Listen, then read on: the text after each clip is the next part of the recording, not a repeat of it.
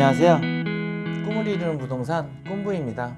오늘 주택 임대차 분쟁 조정 사례 두 번째 시간인데요. 첫 번째 시간에 너무 자세한 내용을 많이 하다 보니 시간이 좀 많이 오버가 됐습니다.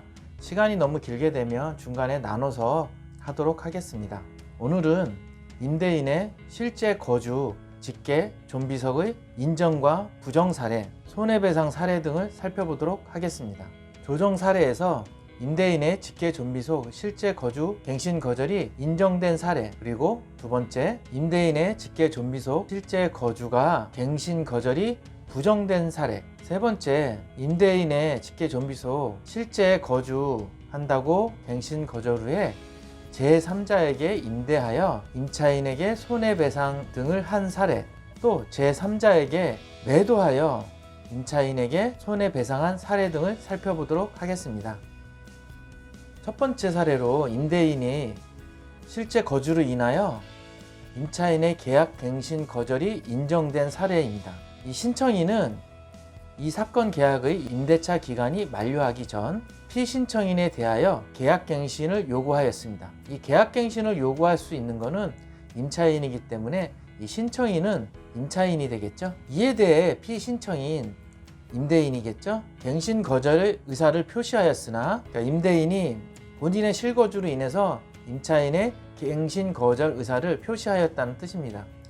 근데 이제 신청인이 임차인은 임대인이 갱신 거절이 적법하지 않다고 주장하여 다툼이 생겨서 분쟁조정위원회에 의뢰를 하게 되었습니다. 이 주택임대차보호법을 보시면 제6조 3의 제1항에 계약갱신 거절 사유 중에서 8번째 임대인이 목적주택에 실제 거주하려는 경우 임대의 직계 존비속을 포함합니다.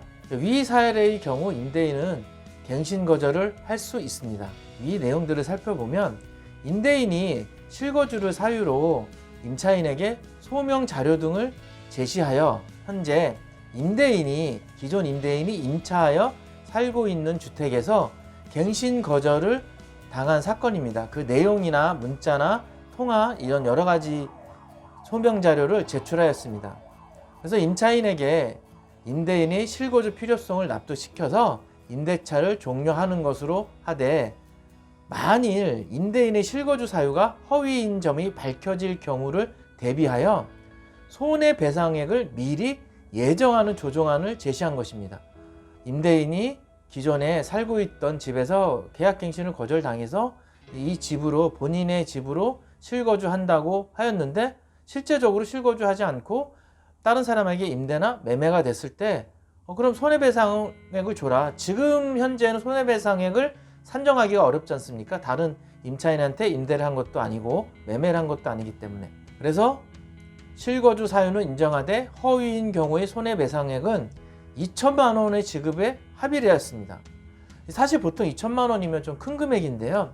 2천만 원의 합의에 이르게 된 것은 실제적으로 임대인이 본인은 실거주를 할 것이니까 이런 2천만 원을 손해배상액으로 예정하든 안 하든 자기는 낼 일이 없으니까 합의가 가능했겠죠.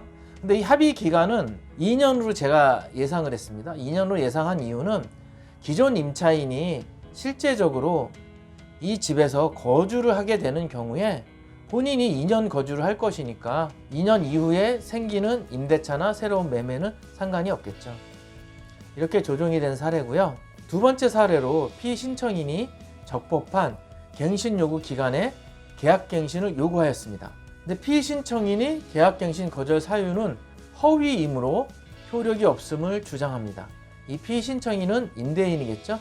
임대인의 계약갱신 실입주 사유가 허위라는 것은 어떤 의심이 들었다는 뜻인 것 같습니다. 이 피신청인 임대인은 직장 출퇴근 문제, 투병 중인 가족 병간호 등의 사유로 인하여 이 사건 주택에 실거주해야 되는 상황이라고 하였습니다.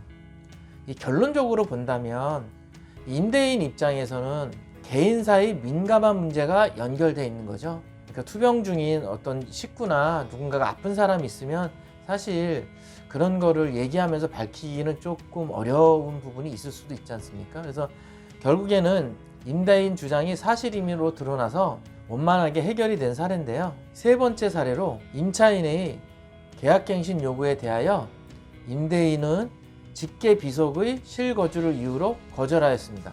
이 직계비속이라는 얘기는 그 임대인의 자녀이겠죠. 임차인은 임대인에게 실거주 소명을 요청하고 허위일 경우 손해배상을 청구하고자 조정을 신청한, 그러니까 미리 혹시라도 자기네들이 이사하고 나서 실거주한다고 했는데 안 했을 경우에 손해배상액을 미리 산정을 해서 정하자는 이유겠죠. 그 이유 중에 하나가 당초 임대인은 이 주택을 매매를 이유로 현재 임차인에게 퇴거를 요청한 적이 있었기 때문에 임차인은 의심스러워하는 거죠. 결론적으로 현 시점에서 이 피신청인의 실거주 주장이 허위라고 판단하기는 어렵죠. 왜냐하면 아직 그 기간이 되지도 않았고 기존 임차인이 퇴거하지도 않았고 그 다음에 직계비속이 실제적으로 입주하고 있는 상황이 아니라 입주해야 되는 상황이기 때문에 그렇습니다. 그래서 만약 임대인의 딸이 이제 직계비속이죠.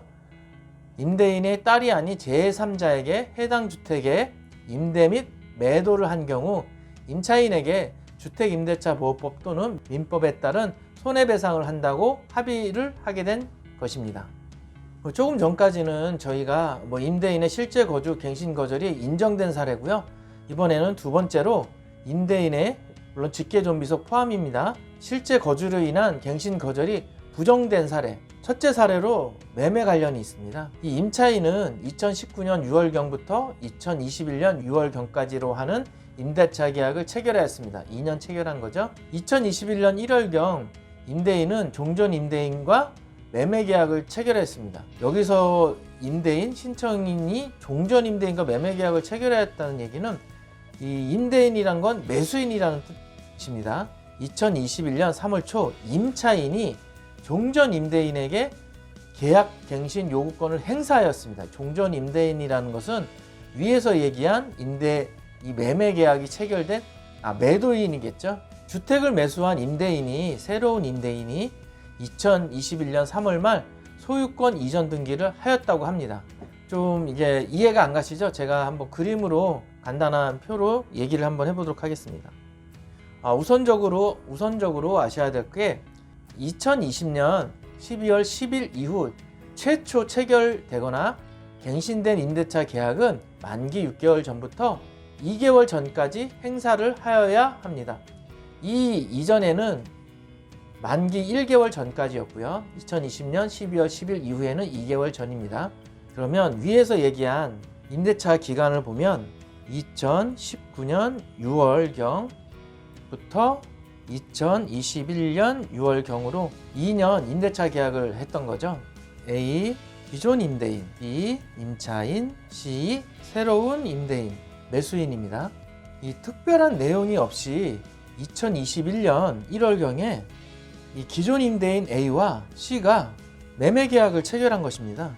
이 매매 계약을 체결하고 나서 2021년 3월 초에 이 주택에 살던 임차인이 종전 임대인, 기존 임대인이죠. 계약갱신 청구를 하였습니다. 계약갱신 요구권 행사를 한 거죠.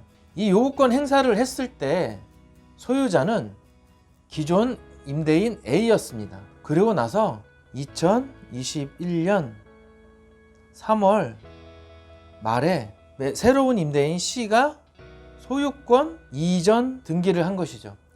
이 내용으로만 살펴본다면 임대차 계약은 2년이었고 실제 매매는 2021년 1월경이었습니다. 만기가 21년 6월이기 때문에 2020년 12월부터 2021년 6월 이 6개월 사이 안에 21년 4월 이전까지 계약갱신을 요구하던가 임대차 권리 행사를 했어야 되는 거죠.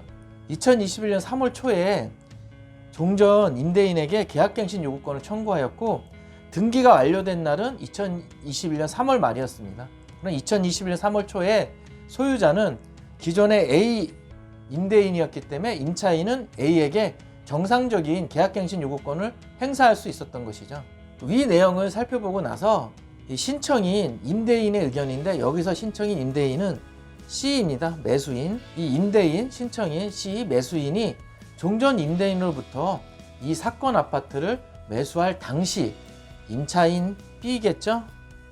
이러한 사실을 이미 인지하고 있었으며 그럼에도 불구하고 임차인은 21년 3월 초에 종전 임대인에게 계약갱신 요구권을 행사하였는데 이 종전 임대인이 실거주를 이유로 정당하게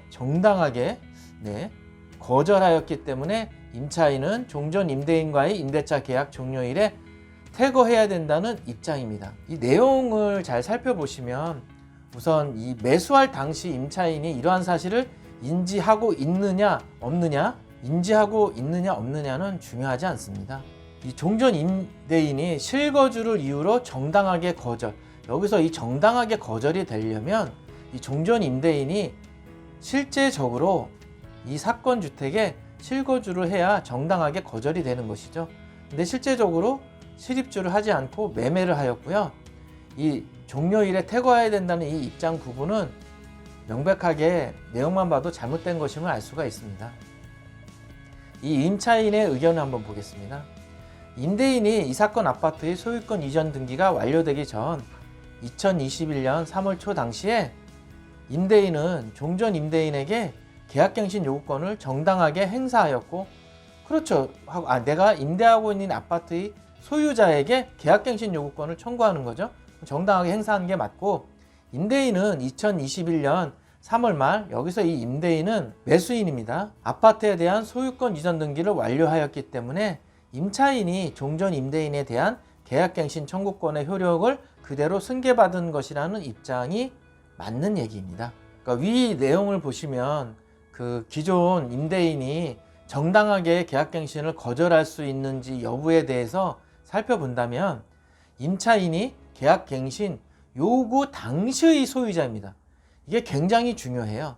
이게 사실 6개월이냐 3개월이냐 이게 중요한 게 아니라 임차인이 계약갱신 요구를 하였을 당시에 실제적인 소유자, 등기상 소유자가 누구인지에 따라서 판단을 해야 된다는 뜻입니다. 그러니까 종전 임대인을 기준으로 위에서는 판단을 해야 된다는 뜻이죠. 그러므로 종전 임대인으로부터 소유권 이전 등기를 격려받은 임대인은 임차인의 종전 임대인에 대한 계약갱신 요구권 행사의 효력을 그대로 승계를 받습니다. 그러면 매수인, 현재 임대인은 임차인하고 좋은 협의를 이루어야 되겠죠. 결과를 보시면 조정위원회에서의 중재하에 임차인은 임대인에게 계약갱신 요구권에 대한 계약갱신의 효력을 주장하지 않는 대신에 이에 대한 보상비로 합의를 하게 된 것입니다. 이사비 포함 500만 원을 임대인으로부터 지급받고 임대차 계약 종료일부터 2개월 추가 거주하기로 합의를 하였습니다. 2개월 추가 거주하기로 합의한 이유는 새로운 주택을 구할 시간을 준 경우죠. 이 500만 원으로 협의를 한 부분이 약간 좀 보편적인 상황이 있습니다. 실제적으로 매매였기 때문에 매매인 경우에는 그 임대차에 대한 손해배상액을 계산하기가 쉽지가 않거든요. 규정이 없기 때문에 사실 서로 간에 주장하기 나름인데 적정선에서 분쟁위원회에서 조정을 한 것으로 보입니다.